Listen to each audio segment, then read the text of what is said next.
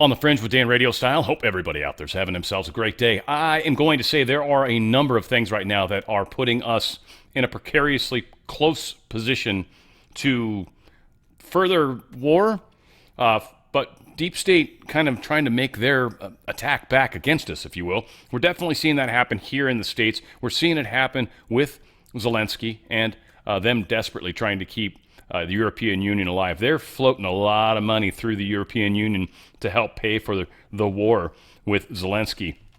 They need that money to continue to flow. We've also got things going on in Venezuela. We are sending down quite a lot of firepower, and Maduro is lining up millions of troops. Millions of troops. Our economy right now is about this close to something bad happening. If the Fed doesn't lower rates, which everybody's saying they're going to, and there's a strong chance they won't. If they do, there's a strong chance it's going to kill inflation or make inflation worse. We're in a very, very close to a precipitous moment. I've got a lot to cover. I certainly want you guys to make up your own minds on this, but man, we got a lot going on. It's crazy what's happening. Starting it off, Musk. Apparently, a Wall Street Journal story was floating around that said Musk is backing down on this America party. He wants to work on building ties with J.D. Vance and try to partner up with some other, individuals, trying to be a little more of a positive influence and less of a negative influence. Though he truthed out nothing the Wall Street Journal says should ever be taken as true. In fact, here is his post specifically saying that. So yes, nothing at Wall Street Journal says should ever be thought of as true. He doesn't deny it, but he doesn't agree with it. It's kind of an interesting thing that's going on. So whatever the case is, there's that piece of info. Hurricane Aaron is unleashing monster waves, shutting down beaches from Florida to New York. Not uncommon, certainly, when you get big waves or big storms. At least the storm is still tracking away from the country, which is huge. But obviously the outer bands are very, very close. Again, much better than the eye wall coming over land, much better than the actual clouds going directly over land. So again, we're looking like this is going to miss the country. And I still say that's a pretty big victory if you look at the big picture with a lot of things out there.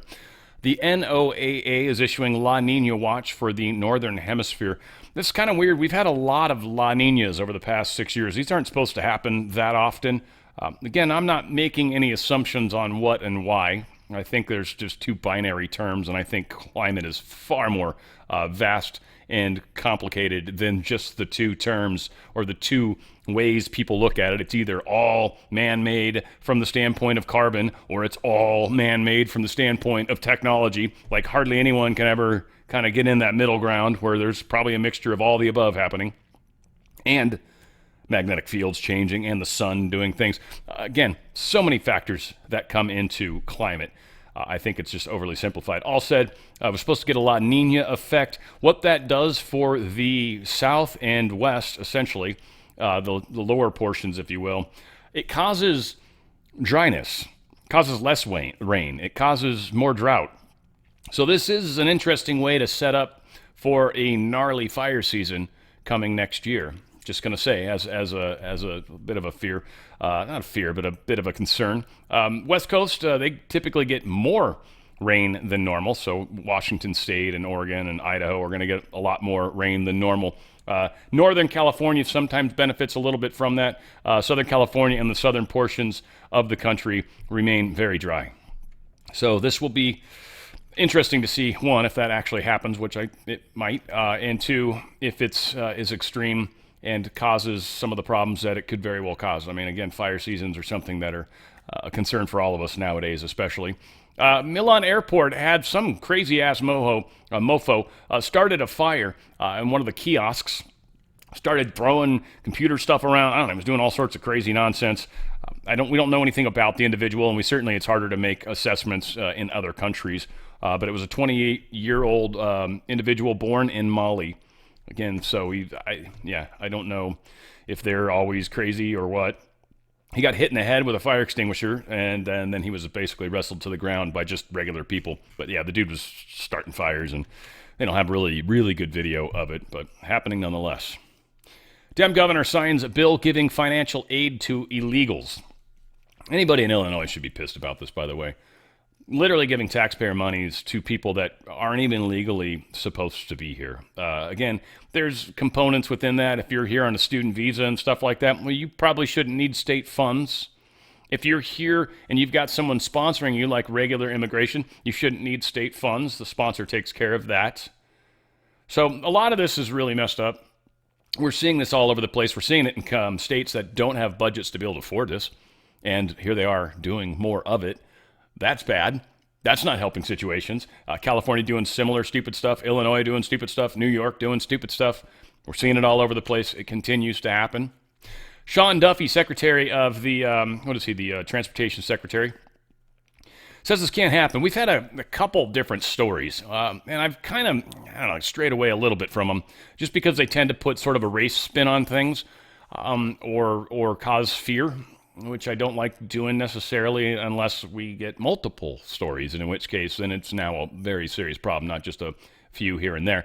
But we've got a number of truck drivers that are driving 40-ton trucks that have commercial driver's licenses, CDLs as they're called, but they've acquired them in places and in ways that aren't necessarily legal. Places like California State, I think Washington State, and I think there was like New Mexico. These are some of the states that are actually looking at it. But there are some issues with the way the testing is done, with the way the languaging is done, with the fact that they're a little more lax on the requirements to pass that test to get that California driver, or the commercial driver's license. Again, frequently California driver's licenses are referred to as CDLs as well, so it's the first thing that pops out of my head. But yeah, so Duffy's like, this is not okay. And so we've got a lot of crashes that are happening that are causing fatalities. And what we're finding out, and this cannot happen again, at FMCSA is launching an investigation into both the driver and the White Hawk carrier, so the trucking company. And here's what we know. 1, Washington State improperly issued the driver's license. I think I've got this thing opened up over here. Yeah. Washington State improperly issued the driver a full-term CDL. Asylum seekers or illegal aliens are not allowed to receive this. So right off the bat, he shouldn't have received one. He got one from a sanctuary state. He shouldn't, because of the laws, should not have been able to get one. And then now he's driving this thing across state lines, federally, which now makes it a federal crime. New Mexico failed to conduct an English language proficiency test when they pulled the driver over for speeding.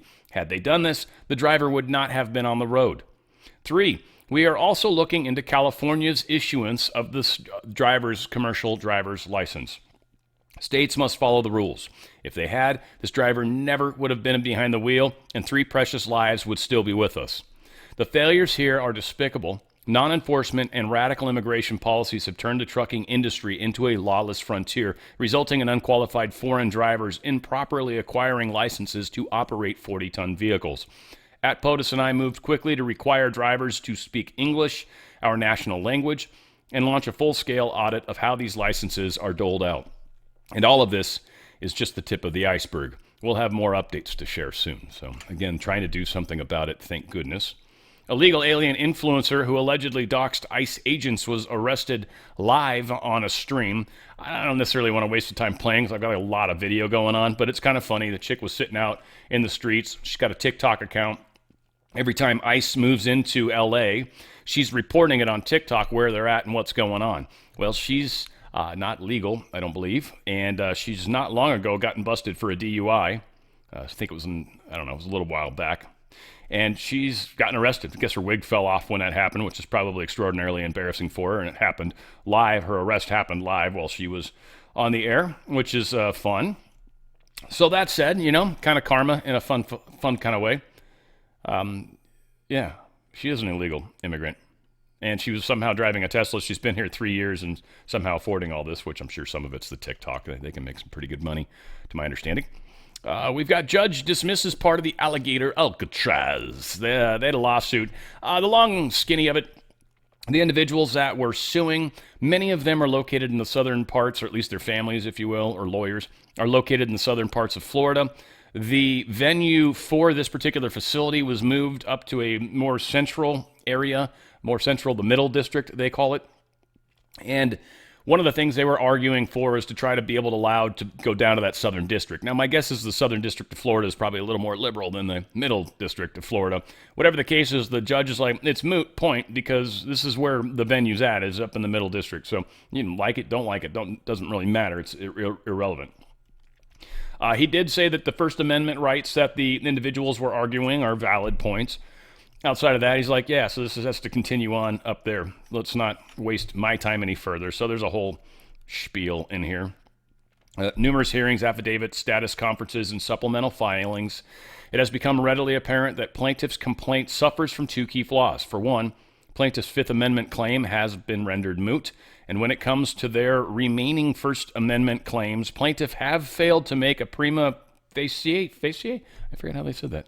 All right, prima facie. There you go. So they failed to make their prima facie, showing that the alleged events substantially occurred here in the Southern District of Florida. Consequently, the state and federal defendants have moved to dismiss the remaining counts in the complaint for proper or improper venue and venue matters. Without it, the court's ability to reach the merits of plaintiff's claims is foreclosed. For that reason, the court dismisses count 5, grants the state's defendants venue motion, and transfers what remains of the instant complaint to the Middle District of Florida. I'm quite sure that's sort of a fail for them. Trump opens another deportation facility. This one was named the Cornhusker Clink. Yeah, it's up there in Cornhusker land. What is that? Nebraska, right? Cornland, I guess. It's everywhere. Probably in pot, too, because that's usually always mixed in with, seems with corn plants. All set. Maybe there's some other cool stuff they mix in nowadays. But that said, they're going to be trying to open this one up. We'll see. I'm sure it'll get fought. Interesting thing happening in Florida. Got a set of illegal aliens that 2 Americans and then some illegal aliens were going into this saw palmetto farm in Florida and stealing, I guess, 6,000 pounds, sorry. So what would that be? 3 tons. 3 tons, 6,000 pounds of this local farmer's saw palmetto berry crop. Stuff's worth quite a bit of money. They got busted. Some people saw them walking out of the field wearing black clothes, masks, the whole 9 yards, looking pretty conspicuous, and certainly were, in fact, conspicuous.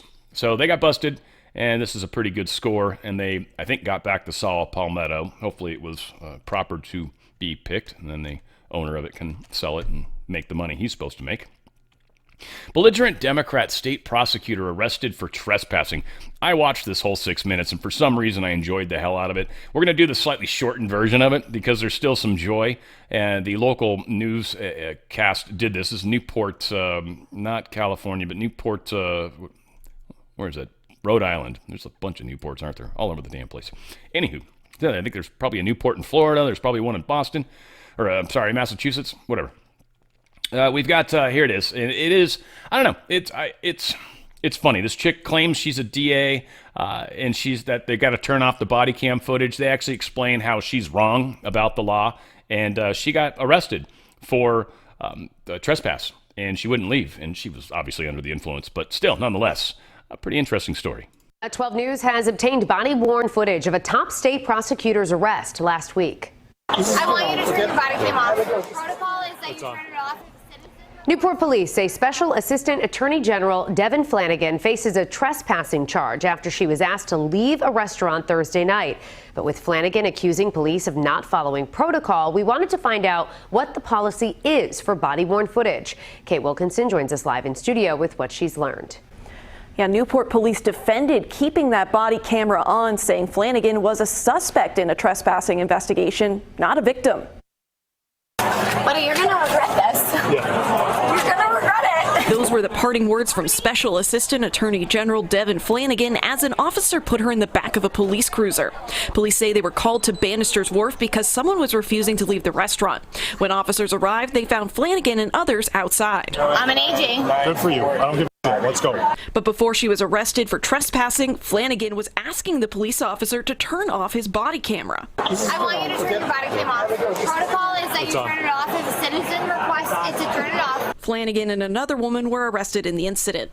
When 12 News asked Newport police what their body-worn camera protocol is, a spokesperson wrote, the individuals arrested were suspects in a trespass investigation, not victims or a witness. I also looked into the Newport police policy on their website. There it shows that the body camera can be turned off if a witness or victim requests it, if the situation is not confrontational, and if the victim agrees to cooperate. I'm an AG. I'm an AG. I'm an AG.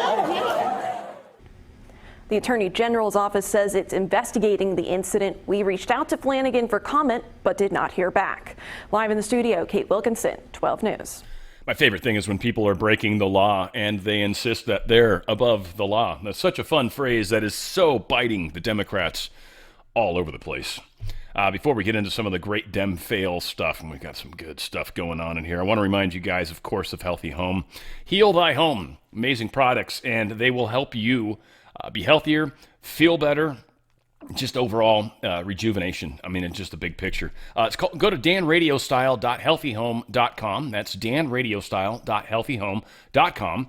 STEM Active is all about helping your stem cell count within your body. As we age, stem cells don't happen as frequently. This actually causes your body to produce more stem cells. Stem cells are your healing cells, cells that have to go around and repair stuff. They're the cells that can become other cells.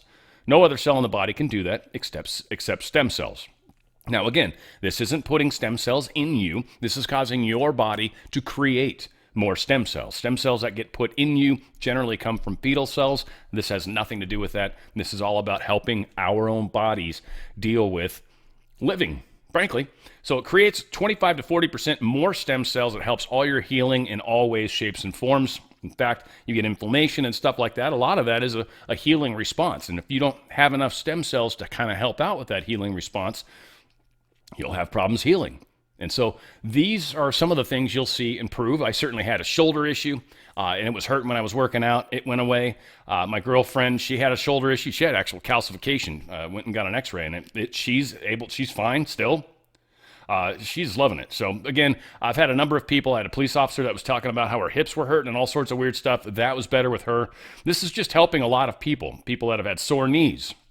This is helping with knees, joints, all that kind of stuff. Also another product, if you've got issues with joints or sagging skin, sore muscles, hair, all that kind of stuff. Amaze is another one that you want to check into. It's a collagen, and it's done as a collagen peptide, which is the best way to do these delivery vehicles, right? This is the best way to bring it into the body. The peptide really helps make it absorbed easier. It's also a liquid, so it's absorbed very quickly.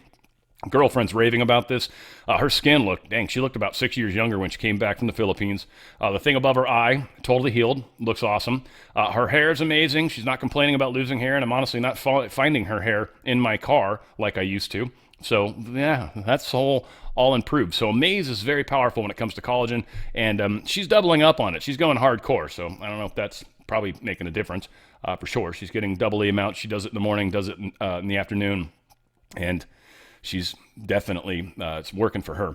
Balance is a great one for ladies going through the change. And I don't want to get into it like I would never have this conversation with you face to face probably unless we were just talking about it. But it's a difficult time. There's obviously, the emotions are out of whack. Your temperatures are up and down. You're not sleeping well. There's just a whole lot of things that are not happening properly. And it's because obviously the hormones are all out of whack in the body. Transition as women go through this change, right? Well, balance isn't putting synthetic hormones in you. Again, not a good way to handle stuff. It causes your body to actually stop producing hormones even further. You don't want to do that. What this does is this has 14 potent plant-based ingredients that's actually helping your body deal with this. And I've actually had some feedback from this, thank God, and I'm hearing amazing results. Moods are definitely better. People's empathy and patience are increasing. Their relationships, I even heard from the other half, and he's like, dude, it's way better. Again, sometimes when we're just not feeling good ourselves, it's really hard to be nice and cordial to those around us. This is one of the things that's actually being enhanced, as well as a good night's sleep. And that's very, very underrated. Good night's sleep is the difference in health and not health, oftentimes. Balance is a transdermal lotion. You put a little bit on your wrist, you rub your wrists together, that's it. You use it as much and as often as you need to. People are finding that this jar, whatever it is, container, has it's lasting 2 to 3 months, depending on who you are. Now, if you need to use it more often, all right, so be it. But if not, it's actually a pretty good buy. It lasts quite a while. It's very good stuff, and people are raving about it. Prime's another good one. It's just instant energy. They're little packets. They're delicious, frankly, and they're instant energy. Within, minutes, a couple minutes, you are already feeling the effects of this. And you don't notice it when it kicks in, but you just have energy. You're just noticing there's a little more pep to your step. You've got a little more energy when you're walking on the treadmill. You're like, wow, I was actually doing a faster speed than I normally do. It's surprising. It's a nitric oxide booster. It expands your blood vessels. It allows more to flow through, which is more energy, more oxygen, more energy. It's fantastic. And they've got a stem active for your pets. It's about half the price of what we pay for humans. The same effect, though. Your pets need healing, too, and as they age, their stem cell creation is limited. It's a great way to help your pets through any of their healing problems, especially if they're having any sort of surgeries or stuff like that. It's definitely a good way to help make sure that they've got that enhanced healing ability. Go to danradiostyle.healthyhome.com. That's danradiostyle.healthyhome.com or danradiostyle.healthyhome.com. Great products. Thinking health is how you manifest health. And manifesting health is what this product is helping you do. It's going to majorly make a difference in your health, and I think you're going to be stoked when you start taking it. So please enjoy that one. That one's a lot of fun. I love it. I mean, I've got my stem active right here. I got my prime over here. It's all right here. I got my collagen, which I'm kind of I'm testing, so I'm on a pause for the collagen, which I actually feel like I'm going to start that soon because I'm bummed. I'm missing it. I got hair issues. My hair's thinning and stuff, so I gotta kind of help that any way I can as well. Mayor Adams' longtime confidant, Ingrid Lewis-Martin. Fresh corruption charges. They're going after her harder. They're going after Eric Adams still. Obviously, they want Mom Donnie, big time the deep state. I don't know who's pulling puppet strings above everybody, but it's still going on big time. We're still seeing it play out. They hate Adams. Again, he's created some of this mess, but that's the only way he could get elected, I guess. It's one of the things I was kind of thinking about with this. Whatever the case is, they're going after her even further. Longtime advisor, longtime friend. And, I guess what they would say if we were doing this is they're going after her because she's black. They're obviously racist or something. House Republicans probe California high-speed rail project. Just, it's so over budget and everything. They're looking into it. They're going to dig into it. I'm not going to spend the minute and a half. We've got to make up some time here. Eric Doherty posted this, and this is just more bad news for Gavin Newsom. Do we want this guy as the country's president? Very doubtful. Breaking news and another stunning embarrassment for Gavin Newsom. The chairman of Bed Bath & Beyond announces they will not open any retail stores in California. We're taking a stand because it's time for common sense. The reckoning. High taxes, high fees, forced unsustainable wages. California has created one of the most overregulated, expensive, and risky environments for business in America. The chairman said, we will have stores in almost every other state. Stores. Why can't I read? We'll have stores in almost every other state. Rumor has it Gavin Newsom's team is currently plugging this press release into ChatGPT and asking for a Trump imitation response as a coping mechanism. That's pretty funny. I like that little last spot that she threw in there. Newsom's faulty fact check on fatal truck accident also falls flat. He tried to make it sound like this individual got in during Trump's initial, when Trump was president the first time. That was the claim that Gavin Newsom and his people were making. But the verdict is actually false. The driver who entered illegally obtained a work permit after being denied by Trump. California Governor Gavin Newsom is at it again, of course, this time trying to deflect blame for his state granting commercial driver's license to this individual who allegedly killed 3 other drivers on August 12th. So again, not looking good for them. This whole Texas Democrat thing is just is tripping me out, but it's kind of funny also. So Texas Democrat rep locks herself in the courthouse, or in her house, in the House chamber, after refusing a police escort. So they had to sign this thing that basically said, look, you're going to have the police escort with you, right? If you want to leave and you're one of the people that fled, you've actually got to be escorted by a Department of Public Safety trooper because we need to ensure that you come back. because we don't trust you to come back on your own, because there's a vote happening today, Wednesday, for that redistricting. And wherever you stand on that's wherever you stand on it.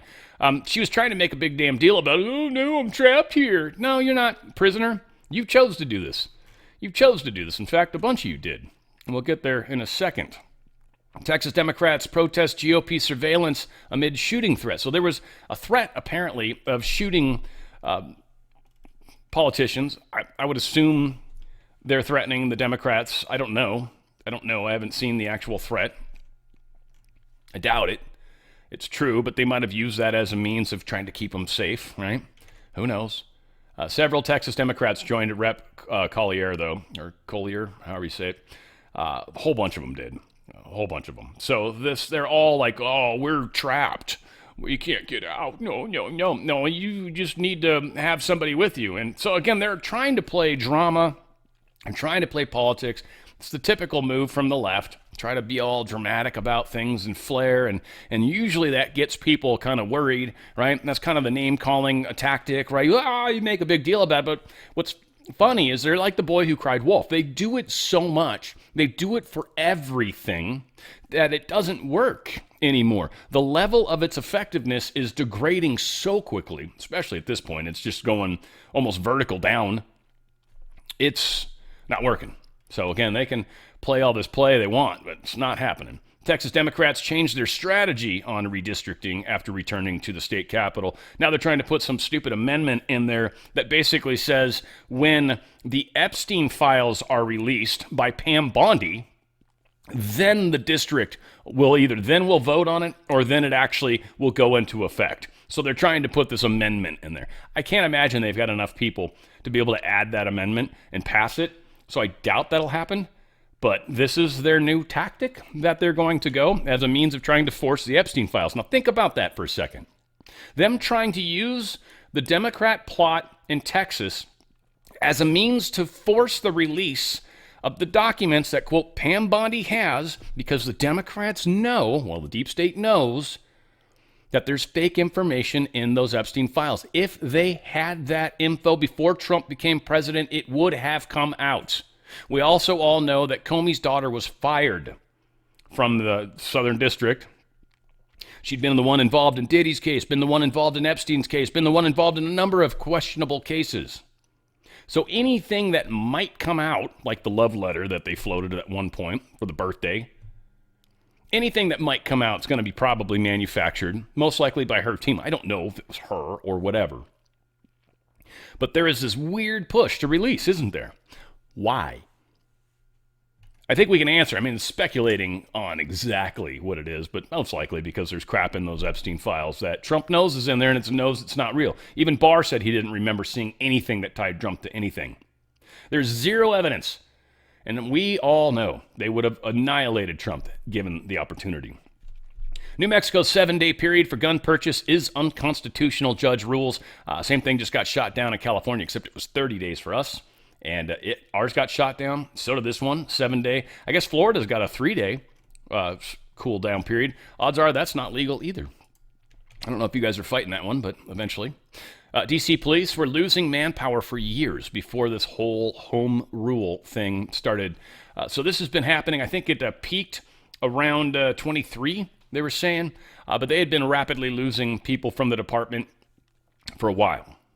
So they've not only been understaffed, not only have they been having issues with safety, but then they went so far, and they're investigating it further, but we understand that they were actually modifying and downplaying or downgrading people's charges, or even in some cases, while they were being charged, downgrading their charges so their numbers could look better.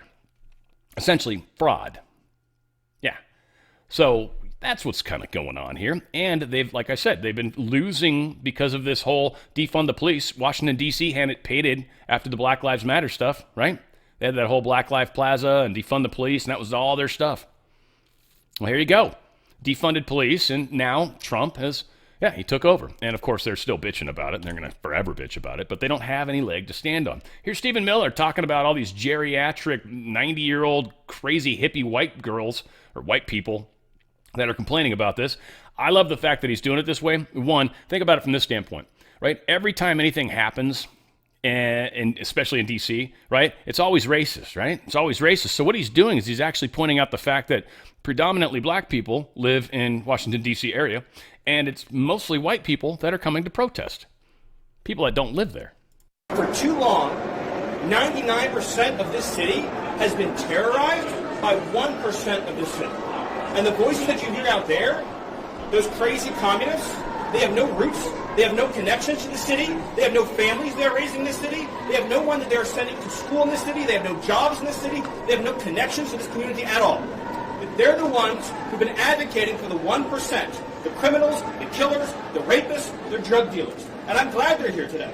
Because me, Pete, and the Vice President are all going to leave here, and inspired by them, we're going to add thousands more resources to this city to get the criminals and the gang members out of here. We're going to dismantle those networks, and we're going to prove that a city can serve for the law-abiding citizens who live there. We are not going to let the communists destroy a great American city, let alone the nation's capital. And let's just also address another thing. All these demonstrators that you've seen out here in recent days, all of these elderly white hippies, they're not part of the city and never have been. And by the way, most of the citizens who live in Washington, D.C. are black.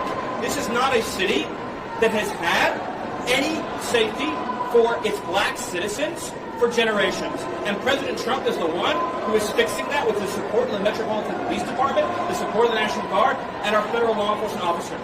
So we're going to ignore these stupid white hippies that all need to go home and take a nap because they're all over 90 years old. And we're going to get back to the business of protecting the American people and the citizens of Washington, D.C. Well, that sounded like he was a little mean. I loved it. Just a bunch of hippies. Shut down government over guard in D.C. Dems shouldn't play by rules anymore. When did you guys ever play by the rules? Democrats, I'm not going to play this. I don't give a crap which they were saying on MS Now, I think it is. I think they've rebranded themselves. I don't know why they're still saying MSNBC. That's not true anymore. More fake news. But yeah, do you think Democrats should shut down the government, if this problem continues? And they're like, yeah. Now, they're trying to get some special funding. They're trying to get some control, and they're trying to use the vote to shut down the government as a means of holding that hostage. Here's the thing. That's not a threat. Whoever is responsible for shutting the government down is going to be slaughtered in the polls and slaughtered in the next election. Trump's doing everything he can to make this country safer, better, and happier. Everyone sees that. Anyone that lives in D.C. will attest to the fact that it is now safer than it was, that this fake news that D.C. was safe is nonsense. This is all going to blow up in their face. And if they decide to shut down the government for this, which honestly, I think might be I think it could be the death knell. It could be the thing that finally puts all sorts of different powers in place, that Trump is able to do a lot of things, finally get people into office and things like that. I think it actually sets up a situation where the stock market might crap out hard. And I think there's a number of other little side things that'll probably come from that if that happens. I don't know if they're dumb enough to do this, but that's October 1st. And I don't think if we have a budget by then government shuts down. This will be interesting, how this plays out. Now, again, are they able to put through a continuing resolution? We'll see. FBI Kash Patel put this out. Federal partners are now at over 550 arrests in Washington, D.C. since Donald Trump's push to clean up crime here began. 66 more arrests across all federal agencies last night. FBI joined partners in 41 of those arrests, recovered 6 illegal firearms with 8 drug seizures, saving lives every day thanks to the men and women in the field. Dude, Kash Patel's doing such an incredible job. So stoked that dude's there. Chuck Schumer, this is pretty funny. He said literally, he's never felt in danger walking in D.C., and neither have his 10 bodyguards. I don't think he actually said that last part. This was Babylon Bee that put this out. But again, it's the same thing these guys are saying. I've never felt danger. Yeah, you walk around with a whole bunch of bodyguards. That's ridiculous, right? Ridiculous. So, fear of the Trump funding wrench escalates as Congress faces shutdown cliff. Yeah, this was a pretty good article, but yeah, Trump's budget director is talking about the attempting ultimate override of Congress's funding. So this is that whole, what do they call it? It's the clawback thing where if they don't spend all the money by the time, pocket rescissions, what they call it. If they don't spend all the money by the end of the budget season, budget year, then they can actually claw it back. It's considered money that's not been spent. And so they're going to try to go down that road. There's some that say it's illegal on both sides, they claim. This has been done before, most likely by a Democrat-leaning side, trying to take something away from Republicans so they could spend it on one of their social programs. We'll see. But that would be another thing that if the government shuts down, might be very easy for Trump to do these rescissions without any effort. In fact, they might be able to put through all sorts of stuff. So we'll see how things continue to play out. We've got a van explodes outside of the Atlanta airport. Well, burns. I don't think it, I don't know, kind of exploded. Just sort of burst into flames, sort of explosion, not like a boom. I don't know if this company is DSH. I tried to look it up, and it just kept showing all this other crap, and I was like, I don't know enough about the company. I can't read it very well, so whatever the hell. But there was some chaos outside. It just caused traffic problems. It didn't stop any flights or anything crazy. I found this crazy video, and this just tripped me out. This is a veterinarian clinic, and it's sad when you think about it. There was probably animals inside this thing, probably. What happened, apparently, is there was an accident that broke a gas main, and it caused the veterinary clinic to fill up with gas. And when it filled up with gas, well, it blowed up big time. Check this out. Holy shit. Oh my God.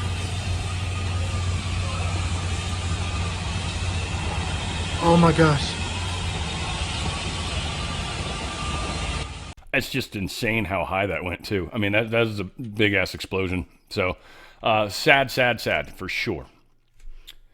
Found out from Eric Ulbalacker, or however he says it. Just in, federal judge denies the Trump administration's request to unseal Jeffrey Epstein grand jury materials in SDNY. They're trying. They're trying to unseal them. They won't let them unseal those, but they want them to give up the records that they know are in the box. Go to box. It says box number 7. It's box number 7. Open that one. That's the one. So they know exactly where the bad stuff is, and they aren't letting the good stuff out, essentially. And I say good stuff, meaning all the stuff that shows the absolute and horrific corruption that's been going on.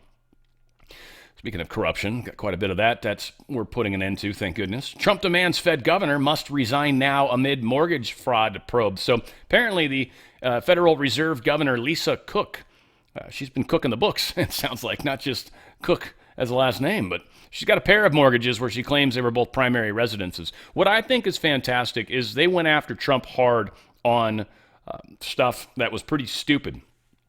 Basically saying my property's worth more than it is, so I can actually get a loan that I've completely paid off and no one got defrauded at all. Nothing would have changed. I didn't get favorable rates per se in the sense of like cheating. Like your primary residence, you get to write it off. You get to do a whole lot of cool stuff, right? You get a better interest rate, all these things. If you claim that you have two properties and both of them are primary residences, that's not true because primary residence you have to spend all the time for 1 year. Like you've got to be living there. Right? You can travel, vacation and stuff, but you've got to live there. That's got to be your home. And when you're bouncing back and forth between residences, neither of them are primary, really. And one of them can be, but whatever the case is, this is criminal. It's not legal. It's a felony to sign signatures that claim something is true when you know it's not. That's a felony. It's not good. Mortgage fraud. A lot of bad things. So they're saying she should quit. We'll see if that ever happens. A friend of Trump's, Mike Davis, he posted this thing in regards to Obama, Biden, and Clinton. It says, lawyer up, guys. Your criminal investigations are most likely approaching. And then Trump retruthed it with a picture of Pam Bondi, which is pretty funny. The initial post that I saw from Mike Davis just had words. I don't know, maybe his truth post was slightly different, but it was still very cool. Adam Schiff, facing criminal investigation, forms a legal defense fund. Trying to make money so he can pay for his lawyers because he freaking gonna need it. So he is on his way to creating a legal defense fund. Not sure how much or whatever he's making, but it is happening nonetheless. Got some great stuff with Tulsi Gabbard here. Got some video of her, but this is a good start point. And then I think she discusses kind of the larger aspects or sort of extrapolates on this. But being entrusted with security clearance is a privilege, not a right. Those in the intelligence community who betray their oath to the Constitution and put their own interests ahead of the interests of the American people have broken the sacred trust they promised to uphold. In doing so, they undermine our national security, the safety and security of the American people, and the foundational principles of our democratic republic. This is why, at POTUS's direction, at ODNI.gov directed the revocation of the security clearances of 37 current and former intelligence professionals who have abused the public trust by politicizing and manipulating intelligence, leaking classified intelligence without authorization, and or committing intentional egregious violations of tradecraft standards. Our intelligence community must be committed to upholding the values and principles enshrined in the U.S. Constitution and maintained a laser-like focus on our mission of ensuring the safety, security, and freedom of the American people. Now, what's important, a few things in this, I guess. This is very important. The egregious violations of tradecraft standards. I think, and maybe I'm wrong, any CIA funks out there can let me know, but I think that's kind of in the taking information from the intelligence, if you will, and speaking about it in a way that sort of misleads or bends people in a specific direction. That's a tradecraft thing for sure. Taking information that has low possibility of being true and speaking about it as if it is true. One, that is leaking, and then two, you're also tradecrafting, kind of, if you will. And I think I'm making a verb out of a noun, maybe inappropriately, but again, it's not my world to be in the intelligence industry, but there is tradecraft. There are things they do. There's specific little ways they learn how to do things that are secret, covert, pretty crazy, probably would freak out most of us, but work really well. Reminds me of a crazy video I saw, which I'll have time to talk about today. Maybe one of these days I'll bring it up. Here's a list of all the people. I didn't recognize one damn name on the list. Doesn't mean you don't. So here it is. Pause it if you want to look at them. I'm not going to spend a whole lot of time there. We've got more to talk about. Here is Tulsi Gabbard talked with Hannity, and specifically we're talking about this stuff. Check it out. First of all, thank you for having me on. It's great to see you. The intelligence community assessed in the months leading up to that November 2016 election that, yes, Russia was trying to interfere in our election by sowing discord and chaos, but stating over and over again that Russia did not appear to have any preference for one candidate over the other. They viewed both as equally bad for Russia's interest. The big shift that happened around what is now commonly known as Russiagate was after the election. In early December, President Obama called a meeting of his National Security Council leadership. From that meeting, there was directive that was delivered from President Obama to then Obama's DNI, James Clapper, to then CIA Director John Brennan, to come up with a new intelligence community assessment that contradicted the ones that had been produced previously by the intelligence community. This new one said that Russia, Putin, did try to interfere in the election because he wanted Trump to win.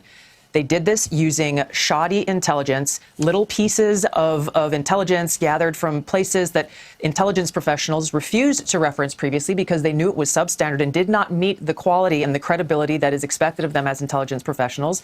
And they used the Steele dossier, knowing John Brennan knew, James Clapper knew, others within the intelligence community knew that the Steele dossier was a political manufactured document intended to be weaponized against then candidate Donald Trump. Well, Donald Trump won the election. The American people voted for Donald Trump in 2016. So these intelligence leaders, and John Brennan and James Clapper and James Comey, then director of the FBI, then used this Steele dossier as a source for this Obama-directed new intelligence assessment, again, stating and alleging that Putin, Russia, tried to help Trump win the election. Clearly showing a preference for Donald Trump. Now, if you go to ODNI.gov, people who say, well, Tulsi, this is just your view or your interpretation, no.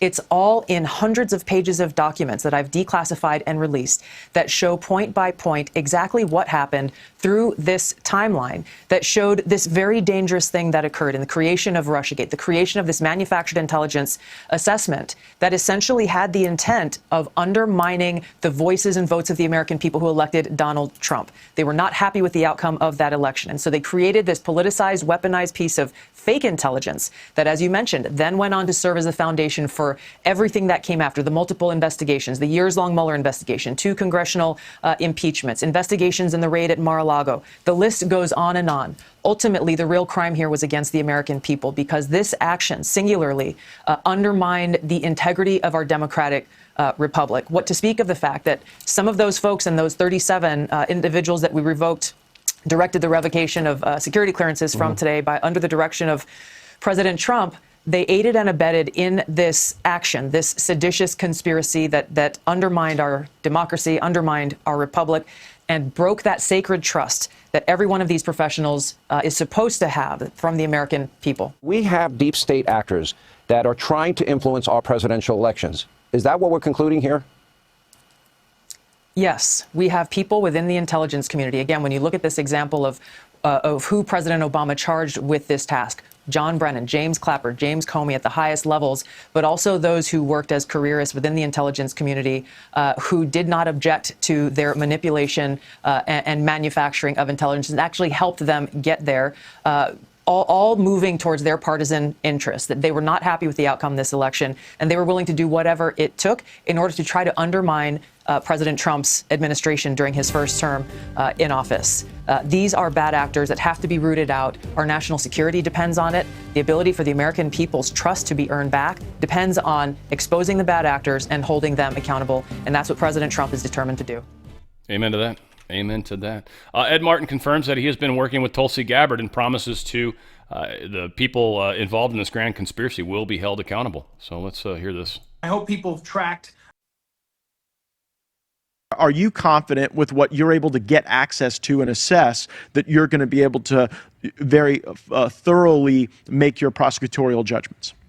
Well, look, I've been involved with our mutual friend Tulsi Gabbard at DNI, and she has gone, and I hope people have tracked what I call the birthday of the Russia hoax, which was revealed by Tulsi. It actually was born on Friday, December 9th, 2016, and it was done by the Obama White House in a special meeting, aided by the Washington Post. This is in the record. This is indisputable. This is not like me and you debating. And what we go forward from there, and you say that was the Russia hoax. It was used to almost cripple the Trump administration by design. Then you go forward to 2020. And you say, what happened on January 6th and afterwards? And to your point, Matt, what they did with this select committee was they weaponized the power of Congress. They were aided by the media, and they were often aided by the Article 3 courts and the prosecutors. And they took the hoax and they pounded out a message. And frankly, they brainwashed 40% of the country, 50% of the country. There's still people who are still sick with it because they were lied. So what is our goal? One is to hold people that do things that are destructive and against the law accountable. I want to do that. We're going to do that. I promise you. But we're also trying to get to the truth. And so when you have a Tulsi Gabbard who can say, here was some of the truth, I can tell you, we've been going through the records, emails of this Department of Justice from the Biden era, and we're seeing who was doing what. I'll give you a quick example. They put everybody on January 6th that was arrested, minus maybe 100, onto the terrorism watch list. And when you said, wait a second, you're on the terrorism watch list, why? You're supposed to be a terrorist or a member of a terrorist group or another criteria. The other criteria was, we just wanted to put you on. And when you were pardoned by Donald Trump, all 1,500 plus went off the terrorism watch list. Well, that just proves it wasn't a terrorism watch list. It's a list to punish you when you go to the airport. And that's what they did. We have numbers that the IRS were auditing J6 targets in a higher percentage than other groups. This is all the use of government against the people. And I'll just finish with this, Matt. You've seen this, you know this, you've been aware of it, but we've never seen what happened in the Biden administration, the use of government against the American people. We've never seen it in our history. And so, am I confident we're going to get to the bottom of it? Yes, because I got to get up in the morning early and work hard all day. But it is a fight, and it is a fight because people have deleted, they've disappeared, they've moved on, they've tried to say, don't talk about it, get on with it. President Trump has said, we're going to get to the bottom of it. I'm also involved in the 2020 election and the 2016 election to get to the bottom of what happened. We're going to have grand juries, we're going to pull people in, and the one thing I'll say over and over again, Matt, it won't surprise you. It's the same people that were at the Russia hoax birthday party. It's the same people overlapping over and over again. And what Rudy Giuliani said once, and he knows better than anybody in our American history, when you put these people together and they're always working together, that's called an enterprise. That's called a criminal enterprise. And you're in territory where everybody's held accountable for the whole of it. And that's what we're seeing. Yeah. And again, this is huge. what we're going through. This is one of the chicks that got let go. I don't know if you recognize her. I'm not going to play the video because I don't really care, but this is one of them. I didn't recognize her, but apparently some of these people are some of the people that are like on CNN, MSNBC, stuff like that. Probably why I don't know any of their names, because I don't watch any of those shows. Environmental Protection Agency Lee Zeldin, Trump shared this. This is pretty good stuff because he's fighting a lot of the slush fund money that they've been finding, money that was going to all sorts of crazy stuff. He gives us some great examples.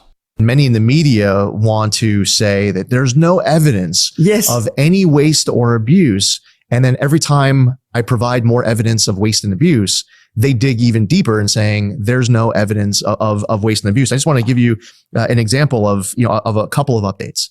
We're digging Power Forward Communities. This is an NGO that you just referenced, tied to Stacey Abrams.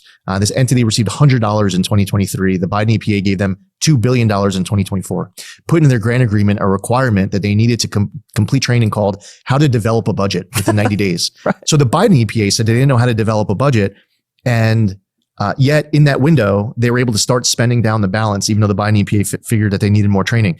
So this is Biden EPA reviewers. Quote, the salary structure for top officers seems high for a nonprofit, or rather high enough that it merits some explanation. I'm wondering if this could be a problem with public perception. Many of the costs are just presented, but with little or no explanation as to why they are reasonable. They're paying their CEO $800,000, or COO $450,000, 22 people receiving over $150,000. And there's all different kinds of complaints, concerns expressed by Biden EPA officials saying, quote, executive salaries appear excessive. Another added that, quote, senior management salaries are seemingly high without justification. Now, I could go through 1,000 different examples of what I'm reading right now. Yeah. And the deeper that I get, the more that the New York Times and Politico and the Washington Post will say, there's no evidence. Well, what do you call everything that we're going through? One of the other big things he pointed out in this interview, too, was that the Biden administration was shifting all of the power into these NGOs and outside of the EPA. So the EPA wasn't really allowed. The NGOs were kind of taking care of things, if you will, which isn't even constitutional at that point. And now you've got companies kind of mandating, and that's where a lot of this was going, where companies started mandating what had to happen. And we've got the MPOs that were helping push a lot of that stuff. And these people were just making gobs of money, just gobs of money. Department of Homeland Security is reviewing federal security grants for Muslim groups with alleged terrorist ties after a new report linked past funding to extremist organizations. Had to do with getting help for churches, mosques, and other stuff like that. It's a FEMA thing. It's kind of weird. And the Nonprofit Security Grant Program, another probably U.S. aid type thing. But both of these funds were being used to go to churches that were part of terrorist organizations that were here in this country, I believe. Reported by a Middle East Forum, pro-Israel conservative think tank, which claimed that more than $25 million in DHS and FEMA grants went to terror-linked groups between 2013 and 2023. So they're doing a review into that as well. We've got a lot of messes going on. Biden, and think about how much time it's going to take to unravel a lot of this crap. So again, elections, probably the first thing that we've got to make sure get taken care of. Trump's going to be doing that executive order. Probably they're thinking September. I don't know why, but sooner than later. Probably better because they know there's going to be legal crap that's going to go along with it. So that's got to happen. Biden owns the DOJ. Biden's own DOJ threw the red flag on the auto pen pardons. New docs from Ed Martin shows Biden's own DOJ warned against auto-penned clemency awards. It's all in here, right? So highly problematic, and in order to resolve its meaning appropriately and consistent with the president's intent, we will need a statement or direction from the president as to how to interpret this language. Let's see, it renders the language superfluous, which couldn't be the intent. It also likely will result in commutations in circumstances, including for crimes of violence that was not intended. It is a guess as to what is meant by the warrant language and goes beyond the four corners of the warrant, something we do not normally do. Because no offenses have been described to the department from the president, the commutations do not take effect. There is yet to come clear direction from the president giving meaning to the language for the offenses described to the Department of Justice. Like, what the hell does that even mean? And then finally, I think it is best that we receive the statement or direction from the president as to the meaning of the warrant language. they were getting called out all over the place. Donald Trump says any state that has built and relied on windmills and solar for power are seeing record-breaking increases in electricity and energy costs. The scam of the century. We will not approve wind or farmer-destroying solar. The days of stupidity are over in the USA, which is fan-friggin-tastic. All right. So 3 missile destroyers heading down to Venezuela to combat narco-terrorists. 3 missile destroyers. These are Aegis cruisers. These have all sorts of missiles and abilities. Certainly got these cannons on them. They can actually do some damage to other stuff. We also got a submarine out there, which I'm sure has plenty of cruise missiles as well.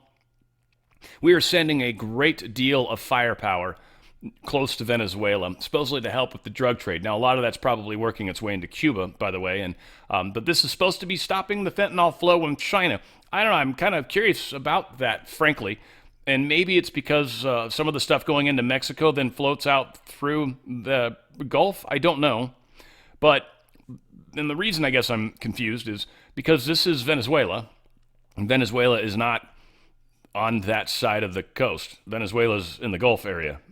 So, and I'll show you a map here in a second. I had to look it up. So I was like, where is Venezuela on the Pacific coast? I was like, no, it's not. So we have some weird stuff going on there. Again, I think some of this has to do with Maduro and him and being part of this whole communist regime that exists sort of from a global standpoint. And a lot of weird stuff supposedly comes through Cuba. Cuba supposedly runs Venezuela. There's a lot of weird stuff happening that shouldn't be. So we're sending 4,000 sailors, too. We're sending quite a bit of firepower down there. Craziness. Maduro is going to mobilize militia members in response to U.S. destroyers on Venezuela coast. I would have played this, but my girl Tiffany doesn't talk for more than like 20 seconds, and I don't get to stare at her beautiful curly hair. She's got some curls in her hair now. It's gorgeous. Tiffany, you look wonderful. Anyway, Maduro deploying 4.5 million armed militia members. 4.5 are being deployed all over the place because of what we're doing. Talk about a dangerous country, right? That's not good. So for those of you guys that are wondering where the hell is Venezuela, Venezuela is right here in the little northern part above Brazil. It is way over here in the Gulf area, right? Atlantic, probably technically. Cuba is obviously right here, and then you got Jamaica, Haiti, all this stuff. So a lot of weird stuff probably happens through here. Now, whether or not Venezuela is trying to ship it up to Mexico, don't know. But over in this whole area, this is where we've got 3 of these ships, and they're probably working independent of each other, and then probably a submarine that's cruising back and forth. I'm sure they're dropping sonobuoys. They got a P-8 Poseidon working with them as well. So they're going to be They're trying to find these really low observable ships that they just stock full of drugs, and they run them, sail them. I guess is technically what they're doing in the water, and they're crazy. And in some cases, I think some of these are even remote to a degree. Whatever the case is, they're going to find those. This is becoming a pretty interesting war, so we got to be on the lookout for that escalating. And again, they're making noise about what's going on in Mexico. I think Trump's working with Scheinbaum. I don't think there's no way we're flying our own craft over that country without their permission, because that's a declaration of war. Basically, you can't do that. You can't just spy on your neighbor. And what are you going to do? Shoot it down? I mean. So I don't know what's going on, but it'll make more sense, I think, here in the near future. Army kickstarts plan for a huge artillery ammo factory in Iowa. What trips me out about this, I guess, and like I said, this all kind of plays into the same kind of thinking process in my mind, right? This sounds like long-scale war footing. Like, how long are we going to continue to fight? What is going on? I mean, I get we need to be able to make more munitions. I get it, to stockpile and get them up, but you're going to literally build a factory in a new location, and the goal is to be able to produce 100,000 of these things per month. And yeah, these are going to be fired out of a number of our systems. This is how long is it going to take to spin up a new factory? This is MSN Group North America's who's doing it. How long is it going to take you to spin one of those up? And then how long does it take to get lines going? And then how long does it actually take to get production happening? I get people there working. How far into the future are we planning on continuing to kill people? feel like we should be having more peace than we are. It's not as much peace as I'd like to see, frankly, my opinion. My pillow is awesome, and Mike Lindell did not meet with me today. He has traveling, something crazy going on in his world. We'll be meeting with him next Wednesday, which actually kind of works out better for me in the big picture. So all sorts of good stuff. Because of that, we're still getting to maintain the free shipping. Take advantage of it. And I found out about the digital coupons. I don't know what's in them. I just found out they don't come in the box, which means they come by email, which means they're so buried in my email. There's no way in hell I'll ever find them. So one thing I'm going to say is if you get over $100, you're going to get a bunch of really, really sweet digital gifts. That will be emailed to you. Be on the lookout for emails from MyPillow once you do that, because you will want to find that email. Mike Lindell is not shy in sending emails, so I get a lot. And I don't think there's a chance in heck I would ever find those digital coupons. I might try one day, just because I'm still kind of curious what the heck they are. Whatever. Free shipping. Lots of cool stuff. These slippers you got to take advantage of. They're $39.98. They're never going to be that inexpensive ever. We got employee pricing on the MyPillow, so please check those out. And that's the original MyPillow. It's just the box edge, as they call it. And it's an awesome pillow. You're getting employee pricing. It's $20. It's $20 for an awesome, best pillow you've ever used. It's what made me fall in love with the company. Closeout sale on the Percale sheets, any size, any color, $29.88. This is something you definitely want to jump on if you need sheets. Got kids and stuff like that, especially kids that maybe wet the bed and whatever, and you need to have a few extra sets. This is a great deal to take advantage of. $29.88 free shipping. Did I mention the free shipping? Yeah, awesomeness, right? Again, the regular pillow is, this is, I think the knife's edge is what they call this one, $17.98. I don't honestly know why this one's $2 more at employee pricing. Maybe it's because it's like, I don't know. It's not the one I have. It's probably super awesome. I love the fill on these two pillows. That's my favorite thing about them. So yeah, whatever it is, it's friggin' awesome. Also, best towels you're ever going to use, hands down. They got kitchen towels they're doing as low as $9.99. They've got the bath towels that are incredible. And they've also got the beach towels, 50% off. They've got really cool patterns. They're very big. They're like full size. Like if I held it up, like I'm 6 foot tall, it would be above me. They're giant towels. They're really, really awesome. Rev 7, take advantage of the free 3-pack that all you got to do is pay shipping. I don't know if that actually still happens when you get free shipping. Whatever, it's like $2-3. It's awesome. They're delicious, amazing amount of energy. You'll be surprised, and the flavors are just, it's overwhelming almost at first, because you're kind of I don't know, I wasn't expecting it to be as flavorful as it is. Like I looked at the ingredients first thing and I'm like, there's nothing in this. And I taste it and I'm like, okay, how'd you do that? Like, all right. The energy is phenomenal too. And it will not mess up your ketosis. There's 0 sugar. It's got 10 milligrams of salt. I forget the name of the chemical, HBB or HAA or whatever, something weird. And it's what your body has. Like when you go into the gym and you haven't eaten and you start working out, your body's got to create energy. Otherwise, you just die, right? It does it through the chemical process of basically burning fat and other stuff. And it creates this synthetic energy.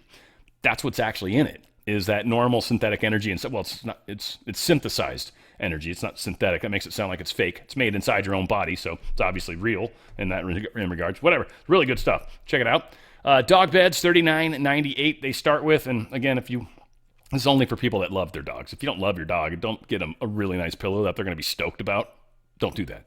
But if you care about your dog, you should definitely make sure you've got at least one of these. I feel like you should have one in each room, frankly, but I know it's sometimes a lot to ask. Also, 50% off the My Coffee. It's free shipping right now. If you're just someone that doesn't really care about the coffee you get, just like, I just like a cup of coffee. I don't really care. This is actually really good from that standpoint. If you're like totally crazy connoisseur, it's kind of like cheap. I don't know. It's kind of like generic coffee. It's good though. It's very good. I remember drinking it when I went to his last symposium. I was drinking it black, which I don't normally do, but I was freezing, and it was good. It was delicious. I enjoyed it. I drank it the whole day. So something to keep in mind, 50% off. You can get some coffee. That's very nice, very affordable, and free shipping. And again, the My Cross, a lot of people want to have that cool cross that Mike Lindell's got. And there's 2 of them. There's the black with the silver outer, which is what he typically wears. There's also one that's got like a white with a black outer. That's pretty cool looking. Save 50% on that, sterling silver, men and women's. Go to mypillow.com/OTF. That's mypillow.com/OTF. And if you want to just order straight, they've got a phone number in here. It's 1-800-544-8939. That's 1-800-544-8939. That's way if you just want to just call in and do whatever you want to do. They're there to help you do that as well. And that should give me credit, but if they ask, of course, tell them OTF sent you. That's how we do this. It's mypillow.com/OTF. Right on. All right, Russia stuff. We got a little bit of Scott Bessent coming up here in a sec. I know I'm running a little long, but it's not too shabby today. considering. Zelensky says Ukraine's constitution makes it impossible for him to cede land, yet he suspended the constitution so he could stay in power. I mean, there's that, just in case anyone was curious.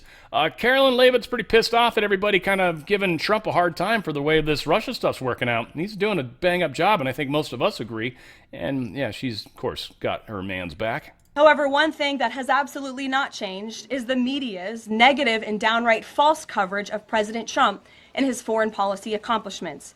From the beginning of this entire process, much of the left-wing media has been actively rooting against the President of the United States in the pursuit of peace. Initially, the media ridiculously claimed that President Trump was somehow beholden to Russia for even agreeing to have a face-to-face discussion with President Putin inside of the United States. The media said President Trump was making a grave mistake by, quote, legitimizing Putin. They were aghast that President Trump would treat another world leader like a world leader. The media relentlessly attacked President Trump and claimed he suffered a, quote, major defeat for not immediately emerging with a final agreement, even though he said heading into that meeting, this was a meeting to listen and to understand how to move the ball forward. All weekend following those historic U.S.-Russia bilateral talks, we listened to clueless pundits on television trying but failing to claim that the president had failed. The so-called experts in the foreign policy establishment, whose record is nothing but endless wars, trillions of wasted taxpayer dollars, and dead Americans, have the nerve to try and lecture President Trump, who has solved 7 global conflicts in 7 months, about peace. This is the same president, by the way, who brokered the Abraham Accords in his first term, on top of more than half a dozen other peace deals this year alone, as I just said. We also saw yesterday the president of Ukraine and all of the other major leaders of Europe fly across the Atlantic Ocean to meet President Trump at the White House because of the progress that was made, and that, if you ask the media, failed meeting, but it was not. It was highly productive and it was successful. This is why Americans' trust in the mass media is at a lowest point in more than 5 decades. Diplomacy is a delicate process, and instead of reporting the facts about what is happening here at this White House and what is happening between this president and other leaders around the world, many outlets in this room continue to try to actively undermine the president and sabotage the efforts towards peace. Yeah, they totally are. Every way they possibly can. Because again, Europe falls. Europe falls. I don't know if European Union can survive if the war doesn't continue. And it's not that they're going to get invaded. It's that their whole basis for stealing money and trying to flow money and for reasons they really shouldn't be, when they should be worried about their own people. And the fact that there's no wars, now all of a sudden we're not going to have all these issues with immigrants coming from all over the place, at least for the reasons they tell us, war-torn areas. Well, what if there's no war? What if we're able to actually go into some of these places and clean them up? Then people don't need to leave. Then we could spend some money and maybe help get water and things like that, right? Be able to help build the world and make the world a better place. Certainly Africa needs some help. Poland investigating after alleged unidentified Shahid drone explodes in NATO territory. So I think this is one of the Iranian drones. Supposedly just blows up in the ground out in the middle of a field. Didn't hurt anybody. Supposedly broke some windows. But this, to me, kind of feels kind of like an attempt at this false flag thing, right? They're trying to make it sound like one of Russia's attacks ended up in another country. It's entirely possible that maybe it did. I would assume Russia might have some controls on their things that if for some reason it does end up going someplace it shouldn't, that they can deactivate it. Whatever the case is, they're not rogue. They're, I think, controlled or programmed beforehand. So it just very much seems, and Poland typically is one of the places that seems to want to do this. And they're a mix. They've got this, they're like us kind of. They got this group of real patriots that want to make the country better. And then they've got this group of patriots that are totally brainwashed, and they've got a lot of corruption in their government, much like ourselves. So they're constantly trying to push this third world war. Poland is just, obviously, for anyone that's paid attention to history, it's been this funny little place where a lot of bad things have typically happened. I don't know why they just love to stomp all over Poland, but I don't know why Poland just puts up with it either, for that matter. But they do get a little feisty from time to time for good reason. We also heard that some planes were, I think I've got this story. They launched some aircraft to try to, yeah, here it is. Putin launches a massive aerial assault near NATO territory despite Trump talks. They're going to keep fighting like that. 2 German warplanes were scrambled overnight from Romania, I guess. That's interesting. After Russia launched a large-scale missile and drone attack in Ukraine less than a mile from the NATO border. So again, they were really close. They're trying to make it sound like Putin messed up and blew up something, but it just blew up in a field and no one was injured. Again, it's a Shahed drone. They could have got that from who knows where. Ukraine could have given it to them. They've probably got some of them too. I mean, I'm sure they're selling them all over the place, so not hard to get one of those. Whatever the case. Stephen A. Smith blames Democrats for the war in Ukraine. He's called out, basically, Biden and even going back as far as Clinton and certainly Obama were all directly responsible for all this, all of it, every step of the way. It was absolute failure on every part. But a lot of promises were made. This is one place where I don't agree with Stephen. A lot of promises were made to give them money and support. But the thing was, it was made in a bad way. It was made for bad things. It was made, and then a lot of stupid decisions were made that put us on the hook. Like, that's not cool. And I get where he's at. Like, we should own this mistake, but we're literally trying to take it back from the deep state. And then we've got people like you that are sort of playing the fence. I mean, I like this guy a lot, but he's still left-leaning. And so, again, we're trying to kind of get this country fixed, get our economy fixed. What's been happening, what decisions the left has been doing is just asinine, craziness, destroying this country, and certainly destroying any chances of peace. Scott Bessent, this is a really good piece of work. Why was I able to watch? I guess I couldn't watch it.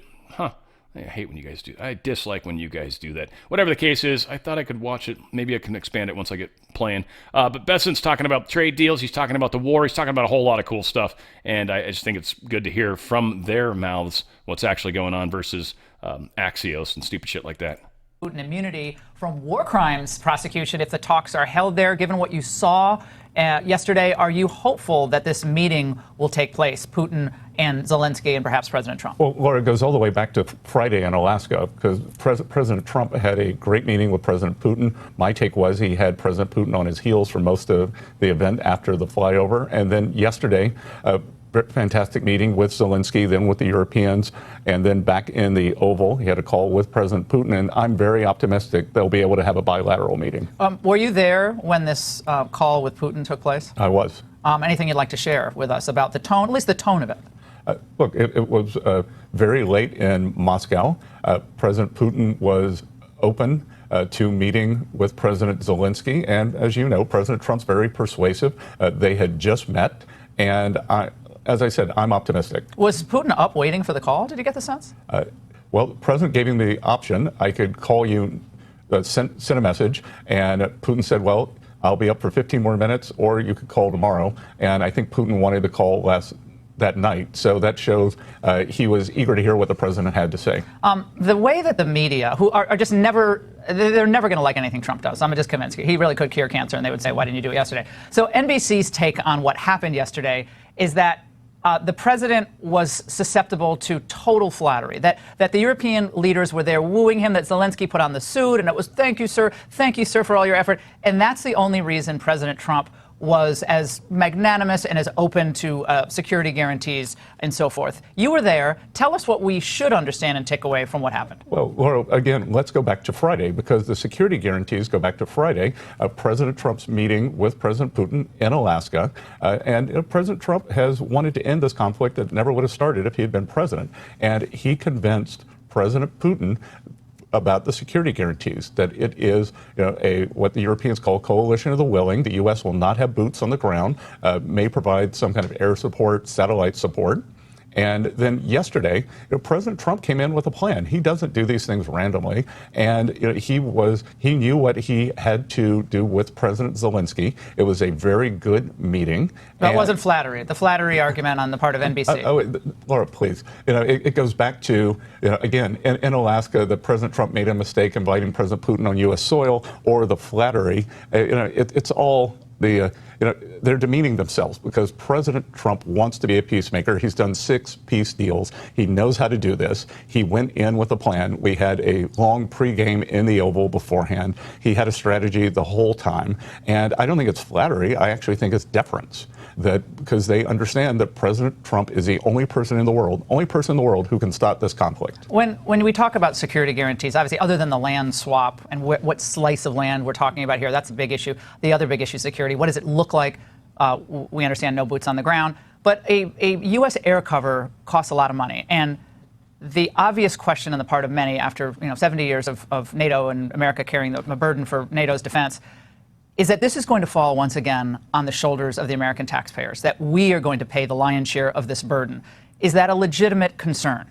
Well, I'm not concerned, Laura, because from the beginning, since he got into the Oval on January 20th, President Trump has been talking about not sending any more money to Ukraine. We did this economic partnership, which once this conflict stops, could pay off big for the American taxpayer. We can recoup our investment. If Ukraine does well, we do well. The conflict stops, and the conflict's got to stop for the economic partnership to really kick in. We're going to start with some investments now. So I think President Trump is very vigilant. Right now, we are selling arms to the Europeans, who are then selling them on to the Ukrainians. And President Trump's taking a 10% markup on the arms. So maybe that 10% will cover the cost of the air cover. Now, you know better than anyone that the Russian economy really isn't strong enough or big enough to carry on a sustained war. I mean, certainly not indefinitely. Couldn't do it without the help of India, buying mostly oil. Could not do it without the help of China, which is providing the bulk of the support to Russia. Now, India has gotten hit with secondary tariffs, which I think is very positive, put them back on their heels a bit. But China really is the big contributor to Russia's current economic stability. Given that, why haven't we put significant secondary tariffs on China for what they're doing to help Russia? Well, a couple of things there, Laura. One, China had always been buying Russian oil. So in 2022, 13% of their oil came from China. Now it's 16%, and they want a diversified oil supply. India, on the other hand, got about 1% of their oil from China in 22. Now it's up to 37%. So they're doing what I call the Indian arbitrage. They're buying cheap Russian oil, selling petrochemicals back out. Much of that is going to the richest families in India. We already have very high tariffs on China, and now India is going to see what it feels like. But China buys an enormous amount of ag from Russia as well, and they are the biggest supporter of Russia. Without China, Russia couldn't be in this war. Do you not agree? I agree. They've 15 billion minimum in dual-use technologies and other support that I'm sure we don't know about. What can you tell us about the current state of the issue of TikTok? Because the president and the White House, I mean, the president enjoys TikTok. Obviously, there's a lot of support on TikTok during the campaign. That's been a question for our relationship with China. You're going to be in these negotiations with China. But we've been told for years, including by President Trump, that this is a security issue for America and Americans. Our data, the power of China's propaganda. Yet, a lot of people on TikTok. I'm not on TikTok, but a lot of people are, including the White House. What can you tell us? Laura, I wear a lot of hats in the administration. I am not part of the TikTok negotiations. I do lead the China negotiations, and in Stockholm, TikTok was not part of that. When do you expect that we will see movement on the China talks? And do we need a trade agreement with China, given how well the tariffs are working out? What we're very happy is we had 25% tariffs from President Trump's first term. We've added 20% fentanyl tariffs, 10% baseline tariffs. So we're at 50 or 55%. China is right now the biggest revenue line in the tariff income. So, if it's not broke, don't fix it. We have had very good talks with China. I imagine we'll be seeing them again before November. They have a 10% tariff on us. They have started shipping the rare earth magnets, which we agreed to. We had put some countermeasures on them that we've taken off. So I think right now the status quo is working pretty well. The rare earths and the magnets, obviously those are the critical things we need from China. How difficult a situation are we in without an industrial policy that it almost makes it an emergency for us to be independent of our strongest adversary when it comes to those critical things, rare earths and magnets? Or it's rare earth magnets, but it's so many other things. It's the single biggest point of failure for the U.S. economy and for the Western economies. 99% of high-value chips are made on the island of Taiwan, so we're trying to bring semiconductor manufacturing back to the U.S. We're trying to bring steel production back to the U.S. We're bringing pharma back to the U.S. under President Trump's leadership. There's a group of us in the cabinet, in the White House, who believe if we have not de-risked the U.S. economy and brought these industries back on shore, when we walk out the door in January 2029, we will have failed, and we are not going to fail. And your message to Congress tonight, because without Congress really taking action and spending real money for our own industrial policy, this is going to be more difficult. We've got to do this. The only good thing about COVID was it was a beta test. We could see there were plenty of unreliable suppliers. I mean, think about this. 80-90% of the precursor pharma products that we get for very basic medicines, the antibiotics for children come from China or India. So we have to bring a big amount of that home. state of the economy right now. Some little tech challenges in the recent days. You know, I don't look at the market every day, but some sense that the economy might slow in this next, couple of quarters and come back gangbusters next year, given all the build out and the effect of the tax cuts. What do you say? I think we're going to really pick up in the fourth quarter. There can be a pause here. I always said we were going to have a detox as we cut back on the Biden spending. Second quarter of this year, the government's contribution was down, so we will have a little pause here, and the one big beautiful bill will start kicking in, I predict, in the fourth quarter, and I think 2026 could be gangbusters. But Laura, the problem right now is we have some distributional problems in the economy. CapEx is doing well thanks to the one big beautiful bill. AI is doing well. Housing and interest rates. I mean, they still got Powell with the interest rates. Well, I think you can fire Powell. Personally, everyone's worried about the market collapsing. I think it's a 2-day story. Honestly, I think it's a 2-day story. He's killing. He's really, really hurting the economy. I don't have to tell you that. Certain segments of the economy, including the bottom 50% of wage earners in America who don't have assets. If you don't have assets, you're not doing well. But by bringing the manufacturing back home, not only do we have more economic security, workers are going to have higher pay. Manufacturing jobs, I don't have to tell you, are the best way to real income gains. So we're hearing, by the way, just that the Trilat meeting may be in Budapest. Can you confirm that? The Trilat or the Bilat? The Trilat. That's what we're hearing. Oh, could be. We got to get through the Bilat first. Yeah, that's what I say. Yeah. Secretary Bessent, thank you. Okay, I guess he's done, or I hit something I shouldn't have. Either way, but yes, we have a major mess that's going through, and I don't know if you guys noticed the way he also talked about only 50% of the nation has actual assets, and so the interest rates don't affect that other 50%. So the upper 50% of society, interest rate cut's going to benefit them. Anybody that's got a mortgage, anybody that's able to invest, you got a good credit score and you can invest a little bit of money into something. You can maybe borrow a little to make a lot. You've got options that people that are in the lower income don't. And what he's talking about is bringing manufacturing back, which is going to help that lower 50% have wages that are awesome, have money, have economic abilities. And then from there, they can maybe do something with their life. But when you're talking to somebody that's just barely getting by and not able to feed themselves, and you're like, hey, I'm going to give you, a 25% raise or a 30% raise, they're like, damn, yeah, that's awesome. And so what he's talking about is fantastic. I like Bessent so freaking much. This is the first time in my life I've actually liked the government that well. I should be the administrative party that we have. Supreme Court, pretty good right now. At least 6 of them. And then, Congress, no. Congress sucks. There's like so few people in Congress that are worth it. Russia's ready to upgrade level of direct talks with Kiev. We'll see if it happens. There's a lot of talk. They're going to continue to fight each other. I think Zelensky's getting his ass handed to him, and he's got to figure out how to move forward one way or the other. And if he's going to try to go with Europe in this war idea, they're going to get destroyed. A leaked document, or hacked, one of the two, that Russia supposedly got a hold of, was suggesting that Ukraine had lost over 1.7 million troops during this war. We don't know if it's true, per se, but that might not be too terribly far from it. Russia's numbers are pretty extreme, too. Russia's lost over a million, and probably even more than 2, I would assume. I think Russia's lost more troops in this whole thing. Being a defender gives you an advantage. Being an offender makes it tougher, but yeah, a lot of crazy stuff going on. Power generation just needs to start getting a lot bigger in this country, especially if we're going to win the AI war. Everybody's talking about how AI is going to use an insane amount of power. China is so far ahead of us in power generation, and they're able to use coal-powered easy, and you can spin up a coal-powered plant pretty inexpensively. I'm not saying we should do it. I'm saying we should probably get some nuclear power going, or at least we need to get further along in fusion as well. Fusion reactors, I think, is probably a much better and safer thing to do, but I don't think we've perfected the technology of it yet. Fission is just sort of dangerous because if you just leave it and then don't maintain it, or if you, for some reason, a bunch of people die and they don't show up to work the next day, like within a short period of time, it can go critical. So it's a little concerning because if it goes critical, that's going to create radioactive nightmares.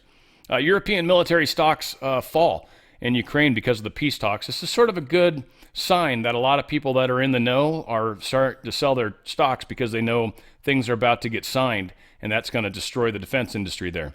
So this is kind of a good indicator that maybe things are looking better than they were. Earlier today, we had a big stop. It's still going down, huh? No, it can't be right. That graph seems wrong. Let me refresh this here. Yeah, so Nasdaq started hard down early, and then it's been trying to make gains for the rest of the day, and catch back up.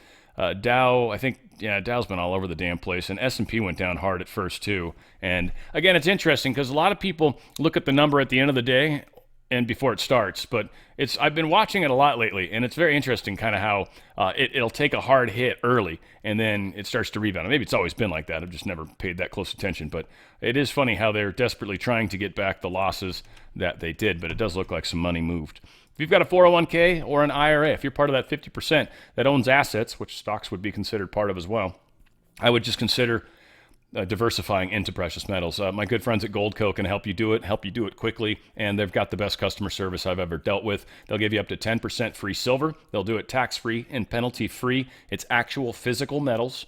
They're put in a trust. If it's put in your hands, then that's considered like cashing out, so you get jacked if that happens, so you don't want to consider doing that until later. Also, if you want to buy precious metals and you've got some cash, this is also a great way to do it. Again, cash, what you're doing is buying whatever that cash can buy right now. You're essentially locking that value in. And so whatever you can buy with that $5,000 right now, and you buy gold, probably better if you're just going to hold the value, you're going to get, 1 full ounce and then some other gold with it or something, or maybe you'll do some gold and silver. But what'll happen is as we go 5 years down the road, that gold coin and those silver coins that you got when you took that $5,000 probably inflated to $8,000-9,000 to buy the same thing, right? You're going to need a lot more money to buy the same thing. But that same little gold and silver will actually hold value, and you'll be able to buy that same thing with it. That's what it does. It protects you. And if you are like me and you have any concern about the way things are going, Trump's got everything set up to give us a chance, but to get the Fed out, something's got to happen. Nobody's going to accept getting rid of the Fed unless we're able to blame them for something, right? Get ready. Prepare, guys. I think we're getting close. DRSlikesgold.com. DRSlikesgold.com. Get out of that system before they get out of you. We've got, that's some good stuff, but that's too long. This one, I'm definitely long on this thing. Secretary Kennedy says it's a screenshot from the American Academy of Pediatrics webpage, thanking the organization's top corporate donors. These 4 companies make virtually every vaccine on the CDC recommended childhood vaccine schedule. AAP is angry that CDC has eliminated corporate influence in decisions over vaccine recommendations and returned CDC to gold standard science and evidence-based medicine laser-focused on children's health.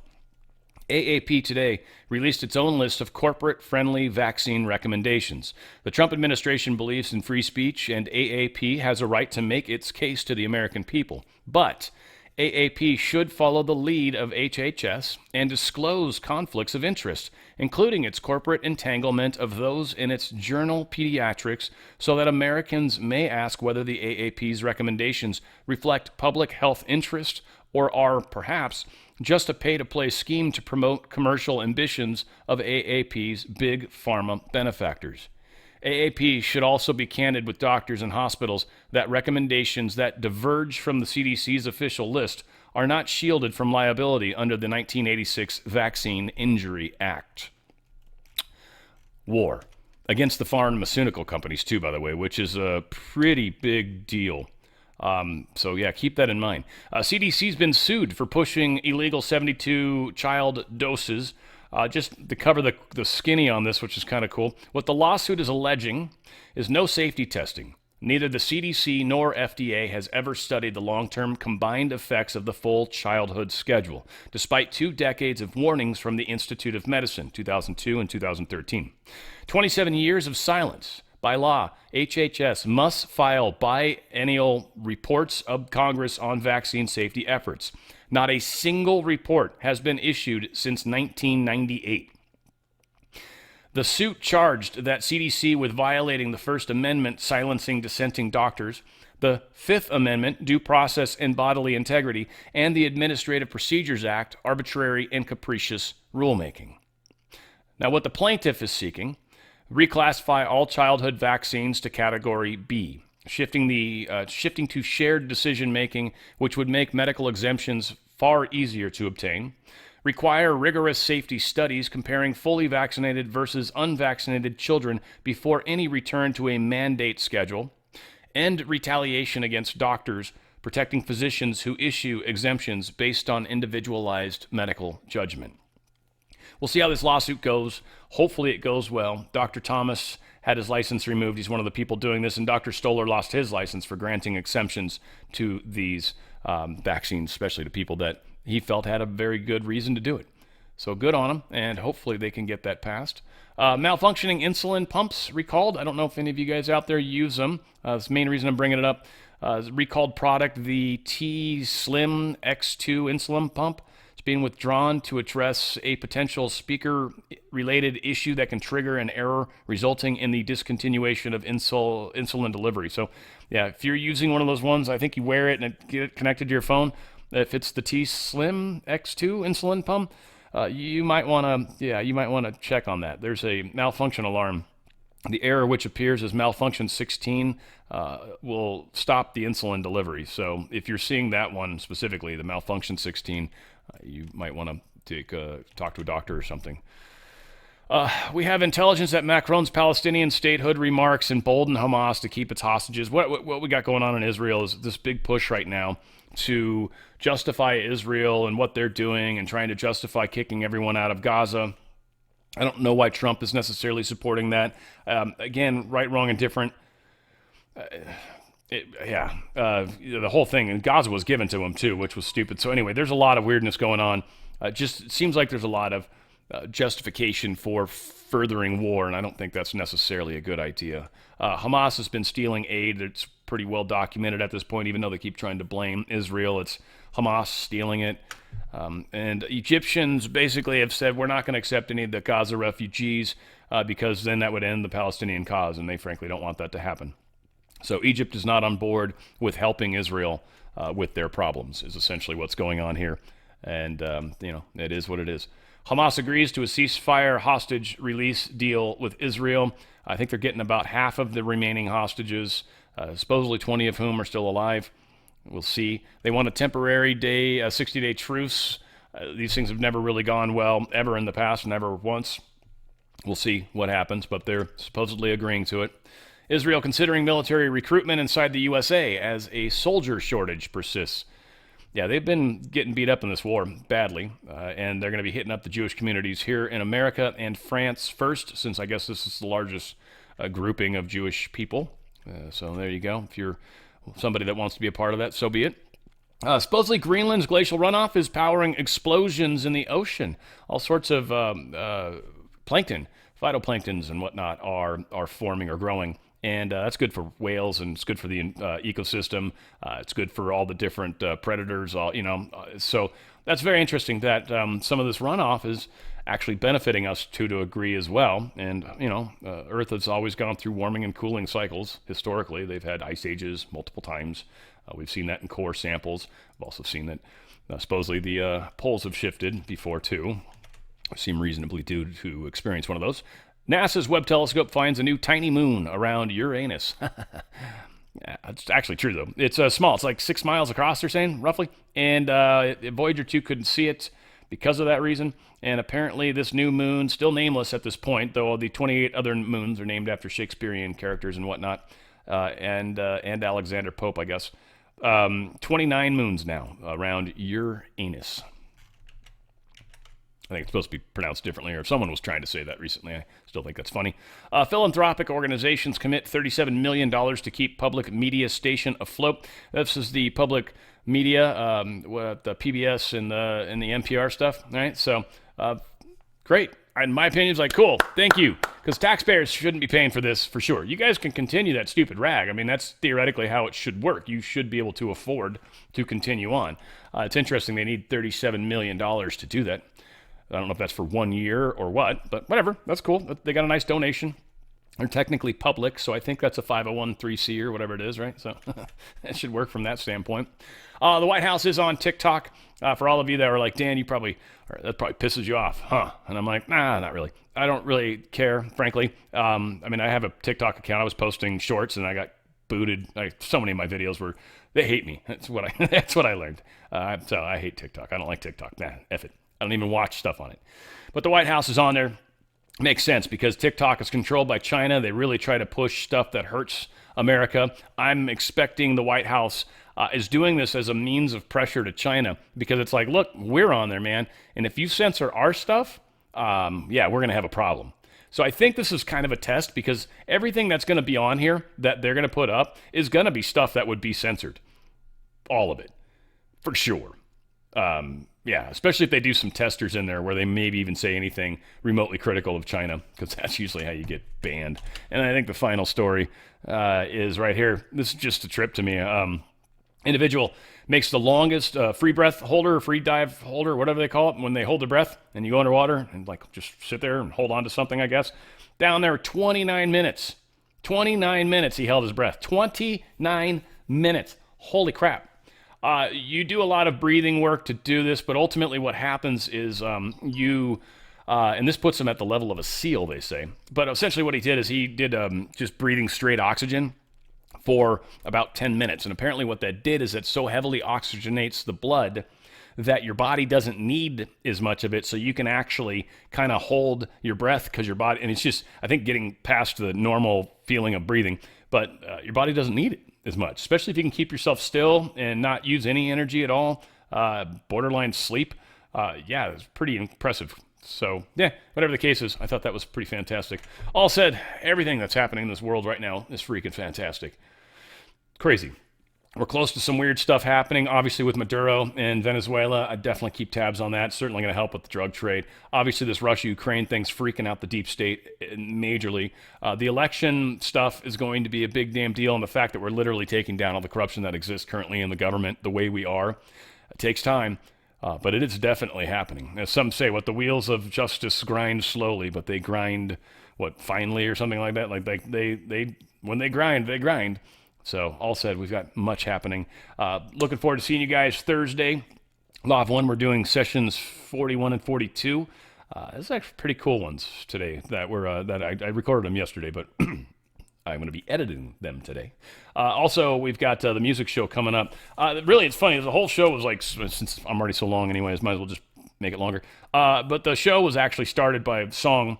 I heard it in Starbucks, and it's called Arrow by The Head and the Heart. Many of you may not know it, and you can go look it up if you want, and you'll hear it, and that's what inspired the whole show. What was funny is I started like following a bunch of stuff that was kind of in a playlist by them, and I was kind of, I found like one other song that's actually surprisingly cool, and then I was like, I'm not finding music. I found a couple songs I actually knew that were groovy, and so it had a vibe going to it, kind of this cool sort of, I don't know, like softer rock,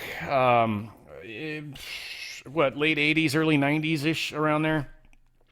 And then I sort of kind of went into a small different direction, and it's still the same kind of music. I just kind of found that theme, and man, I pulled a bunch of really, really cool songs. I got a great Three Dog Night song that we're going to be doing. Bellamy Brothers are making a return. Van Morrison. Like, we got just some really cool stuff, and it's going to be a fun time. So check that out Friday. It's 3 p.m. Pacific, 6 p.m. Eastern on Friday, and then Law of One's same time on Thursday, 3 p.m. Pacific, 6 p.m. Eastern, 5 o'clock Central, for those of you guys that don't like the time changing. All said, I love you guys. We've got a lot more going on. It's going to be an interesting week, and we're going to continue moving forward together. I love you guys. Where we go one, we go all. It's on the Fringe with Dan Radio Style.